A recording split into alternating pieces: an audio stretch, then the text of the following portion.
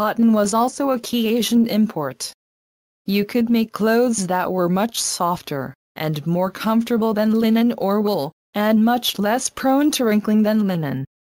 Gorgeous ceramics. Asians were also making all sorts of ceramics, including incredibly detailed vases painted with dragons and gold leaf. Elaborate, fancy china sets were also created, using firing techniques unknown to the Western world.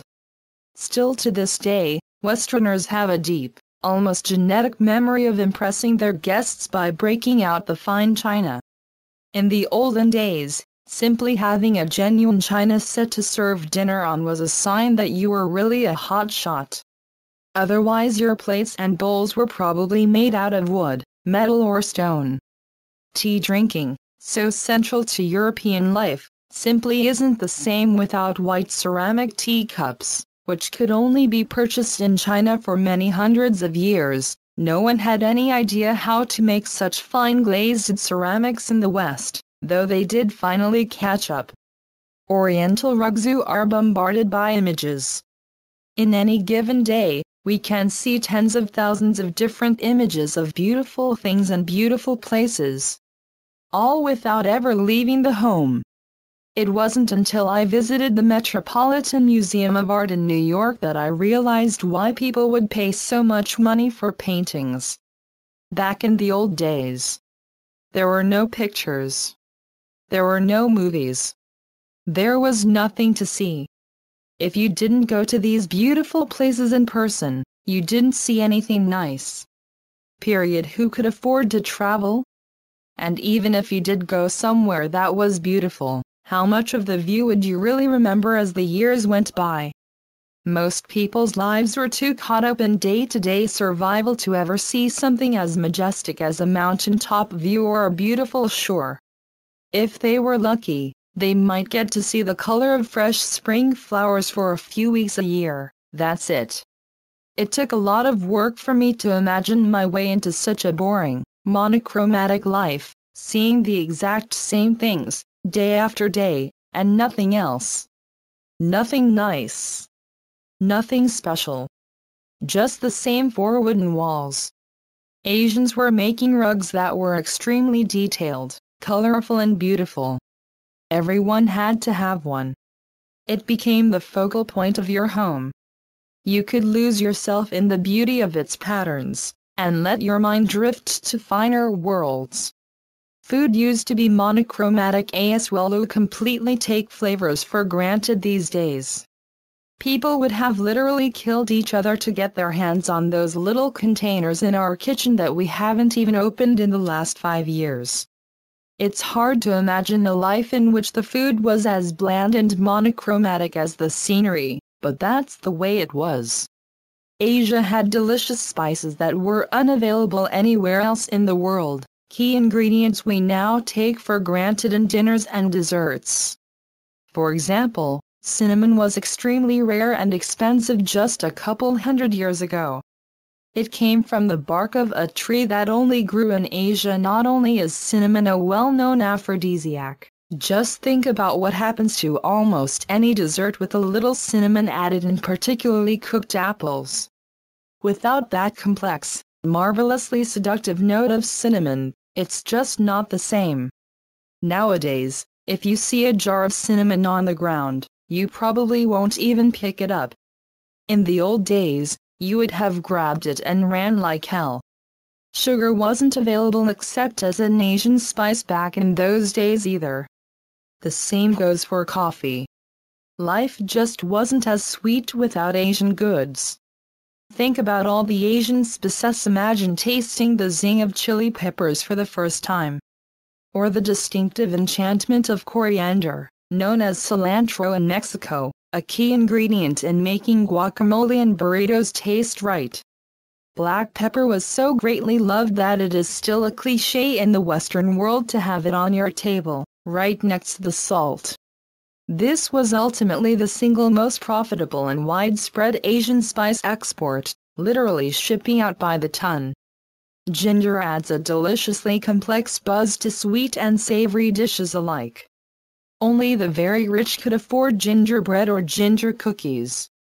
The licorice flavor comes from anise, which is native to China. Don't just think about candy. Veggies flavored with anise form an excellent companion to fine meats, such as lamb or fish. And that's in in a Thai restaurant. You will be dazzled by notes of lime leaves, lemongrass, Thai basil, coconut extract and galangal. Imagine the joy of bringing the taste home with you after a long, fascinating adventure into Asia. Cloves add marvelous subtlety to sweet and savory dishes. They became essential additions into a ham before roasting it, and made cookies and sweetbreads pop in a way nothing else could. If you were really outrageous, you could even smoke them like cigarettes.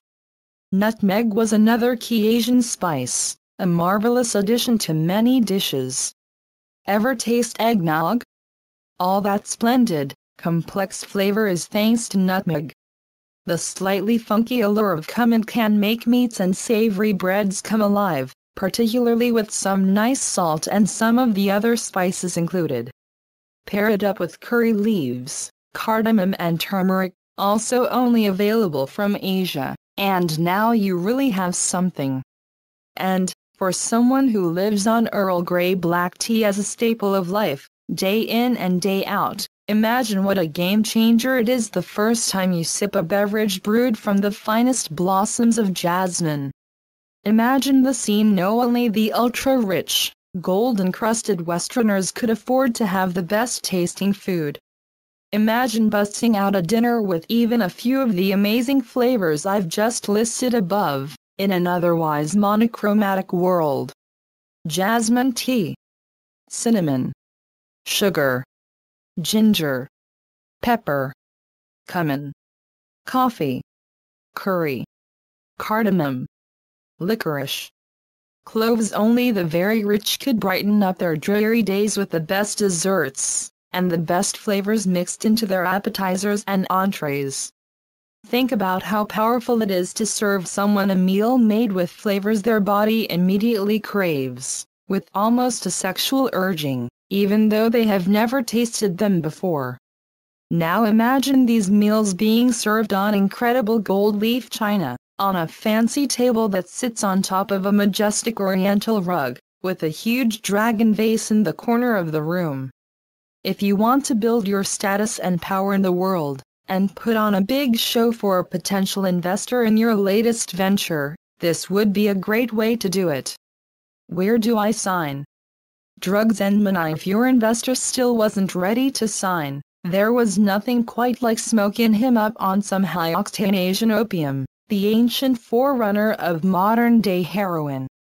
After that delicious dinner, a beautiful woman hands him his incredible silk smoking jacket, just a sexy Asian robe, disguised with a more manly-sounding name.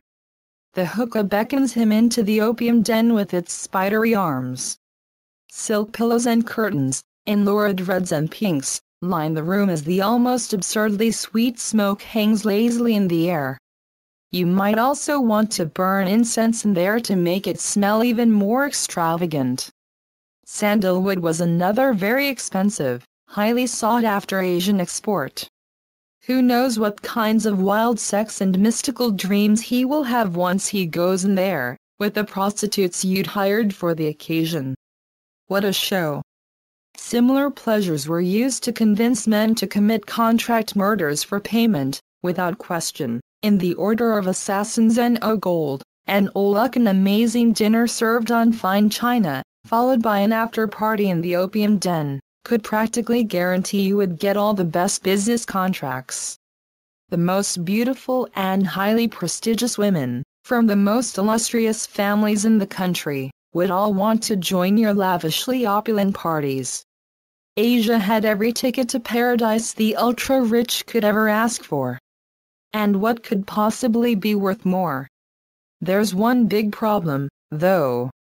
The Asians refuse to accept anything as payment except gold. No trade. No barter. No money. No nothing. Paper money? What is this? You want this, and you want to give me a piece of paper? You get the hell out of here. If you didn't have gold, you got sent home empty-handed. For this same reason, much of the gold of the Roman Empire, and later of the Spanish Empire, ended up in Asia.